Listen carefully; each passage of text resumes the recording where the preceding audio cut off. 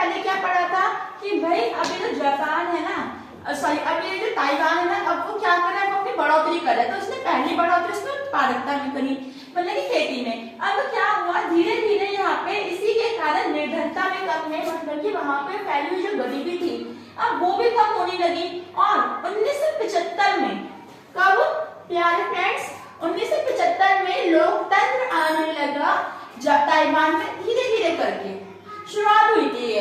और 1887 में फौज कानून उठा दिया गया, यहाँ से आपके एमसीक्यूज क्वेश्चन बन सकते हैं, ठीक है। और उसके बाद पहले मतदान, और मतलब कि 1975 के बाद यहाँ पे पहला मतदान हुआ था, स्वतंत्र मतदान, जिसमें जो लोग हैं वो जिसको चाहे उसको अपना नेता बना सकते थे।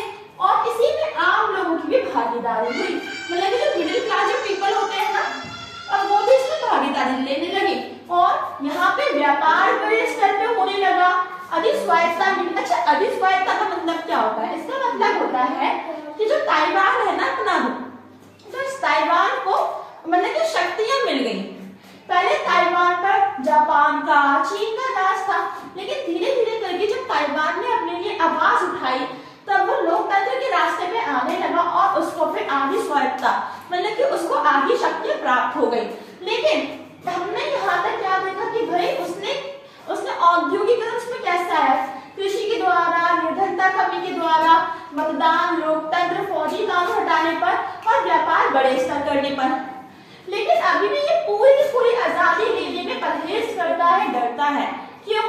क्योंकि इसे डर लगता है कि अगर इसने अभी भी ये कर दिया, क्योंकि जापान और चाइना दोनों ही बड़े देश है, शक्तिशाली देश है। अगर इसने इनकी तरफ आवाज उठाई तो क्या पता ये दोनों के दोनों इसका विनाश कर दें। इसलिए अभी भी आजादी, पूर्ण आजादी मांगने में परहेज करता है। सो आई होप कि आपको ये जो ताइवान की ये जो स्टोरी है ना, वो आपको अच्छे से समझ में आ गई होगी। अब हम अगले वीडियो में कोरिया की कहानी देखेंगे। So thank you for see our video. Hello and good morning everyone, आप सभी का स्वागत है हमारे इस प्यारे से चैनल में। और आज हम करने वाले हैं क्लास 11th का हिस्ट्री का चैप्टर नंबर 7, जिसका नाम है आधुनिकीकरण के रास्ते। इससे पिछली वाली वीडियो में हमने चाइना के बारे में पढ़ा था, तो आज हम पढ़ने वाले हैं कोई ताइवान के बारे में। छोटी सी स्टोरी है, ज्यादा लॉन्ग नहीं है, इसीलिए हमारी आज कंप्लीट हो जाएगी। तो देखिए यहाँ पे पहला जो पॉइंट उठाते हैं कि चीन की जो सामने वाली जो पार्टी थी वो हार गई। अब हारने के कारण क्या हुआ, इस पार्टी के जो लीडर है जिसका नाम था काई शेक, वो आया ताइवान और चाइना के पैसे लेकर। उसके बाद काई शेक ने क्या करा, इसने चीन में गणतंत्र की स्थापना करना स्टार्ट कर दिया। लेकिन इसी के बीच 1849 से 95 के बीच क्या हुआ, ये जो ताइवान है ना, इस पर हमला कर दिया। किसने भाई? जापान ने इस पे हमला ने।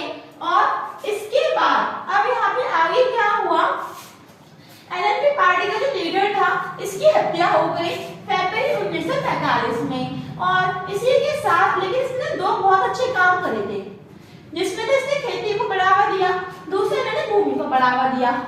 और इसके खेती को बढ़ावा देने के ही कारण आगे क्या हुआ, 1973 में एशिया पे दूसरे नंबर पे आया। किस चीज में? उत्पादकता में, मतलब कि खेती में। तो सबसे पहले तो साम्यवादी पार्टी का लीडर आया ताइवान में, और उसके बाद उसने वहां पे चीनी गणतंत्र की स्थापना की। और लेकिन जापान ने ताइवान पे हमला बोल दिया, और इस हमला बोल के कारण ये जो ताइवान है वो जापान के पास चला गया। फिर क्या हुआ, यहाँ पे एनएलपी लीडर का जो लीडर था जिसका नाम था काई शेक, उसकी हो गई हत्या फरवरी 1945 में। इसने दो अच्छे काम करे, खेती को बढ़ावा दिया और इसने भूमि सुधार करा। और इसी कारण 1973 में एशिया में दूसरे नंबर पे जो ताइवान है वो उत्पादकता में आया। हम जल्दी से इसको इरेज कर देते तो आगे पहुंच